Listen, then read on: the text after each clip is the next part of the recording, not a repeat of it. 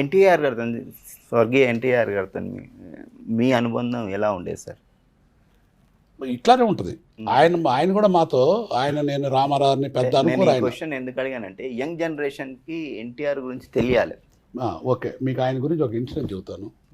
P Chandrasekhar Reddy గారు అన్నా వదిన అనే సినిమా తీస్తున్నాను, డివి నరసరాజు గారు రైటర్, మొత్తం కథ అయిపోయింది. కృష్ణరాజు గారిని ఆర్టిస్ట్గా ఫిక్స్ చేసుకున్నాము. డివి నరసరాజు గారికి రాముడు భీముడు ఇచ్చి ఈ సినిమా బాగా వస్తే రామారావుని పిలవండి నన్ను ఆయన చెప్పారు. డివి నరసరాజు గారు, నేను మా అన్నయ్య అందరం వెళ్ళాం.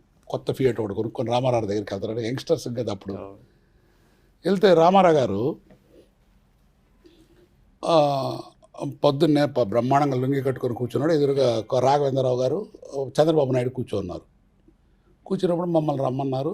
ఏదో కాఫీ టీ ఆఫర్ చేశారు. తాగుతుంటే ఏంటంటే ఇట్లా సినిమా తీస్తున్నామండి. ఎవరన్నారు? కృష్ణరాజు గారండి. డివి నరసరావు, వారికి ఏంది బ్రదర్ అన్నారు. అన్న తర్వాత మదర్ క్యారెక్టర్ ఎవరు? అంజలిదేవో, సూర్యుడిని అరిచేత్తో ఆపగలంతం. హీరోయిన్ ఎవరన్నారు? ఎవరంటే జయసుధ గారు అనుకుంటున్నామండి. ఆవిడ చాలా గ్రేట్ ఆర్టిస్ట్. ఆ సబ్జెక్టుకి జయసుధ గారు బాగా బ్రహ్మాండంగా సెటిల్ అయి ఉన్నారు. పాపం జయప్రద అక్కడ అదే ఆంధ్రజ్యోతి పేపర్లో గ్రీన్ శారీ కట్టుకొని జయప్రద ఫోటో కటకటాలు బొమ్మేసి జయసుధ ఆత్మహత్య ప్రయత్నం బెంగళూరు పోలీస్ స్టేషన్లో జయసుధ అని క్యాప్షన్ ఉంది రామారావు టేబుల్ మీద.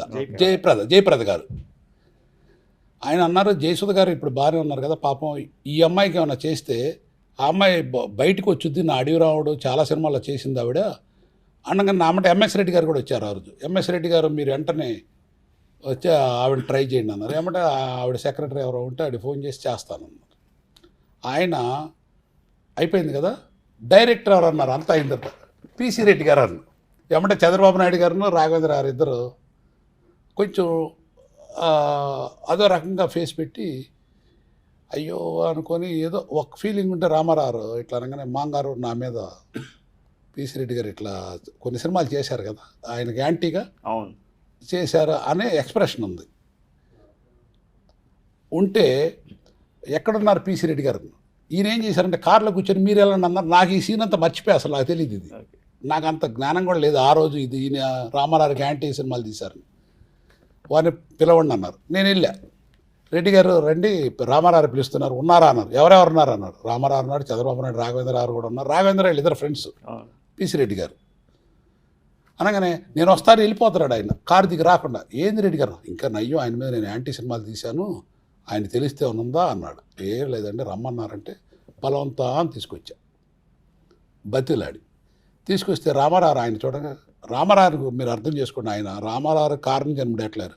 ఈయన చూడగానే దండం నించున్నారు. రామారావు నించొని దండం ఎట్లా పెట్టి, రండి రెడ్డి గారు, బాబు వీరు నాకు బడిపంతులు సినిమా తీశారు, జీవితంలో మర్చిపోయేలాంటి సినిమా, కూర్చోండి, మన సినిమా మన వాళ్ళు చెప్పారు మీరు చేస్తున్నారంట, మీ సినిమా మా రామకృష్ణ స్టూడియోలో వీరి బ్యానర్ నేను ఓపెన్ చేస్తున్నాను, మొత్తం ఖర్చుల దగ్గర నుంచి అన్ని నేను పెట్టి 1,00,000 మందితో ఓపెన్ చేశారు రామారావు.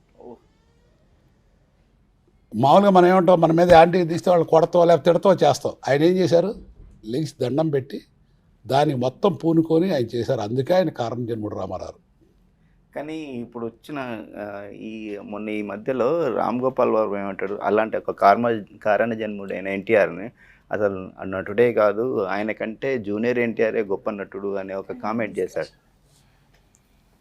ఇప్పుడు దాన్ని ఎట్లా చూస్తారు? ఇప్పుడు సృష్టిలో అన్నీ పుడతాయండి. స్వీట్ పుట్టుద్ది, సాల్ట్ పుట్టుద్ది, అన్నీ రకరకాలు ఉంటేనే మీకు ముందే చెప్పాను, మనకు దేవుడు ఇట్లా ఇస్తారు. అది వ్యక్తి తప్పు కాదు. ఈ సృష్టిలో ధర్మం ఇవన్నీ జరుగుతాయి. ఇప్పుడు ఇందులో విలన్ ఉంటేనే వాళ్ళు అట్లా తయారైంది, భారతదేశ ప్రతిష్ట తెచ్చింది అంతే.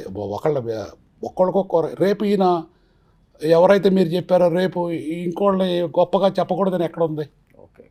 మంచి బుద్ధి వచ్చి పిసి రెడ్డి గారు చెప్పారు కదా, అవును, ఆయన మహానుభావుడు పిసి రెడ్డి గారు. అట్లనే మనం దేన్ని కూడా నాకున్న జ్ఞానంలో తప్పు కన్నా పాజిటివ్కి వెళ్ళటం బెటరు.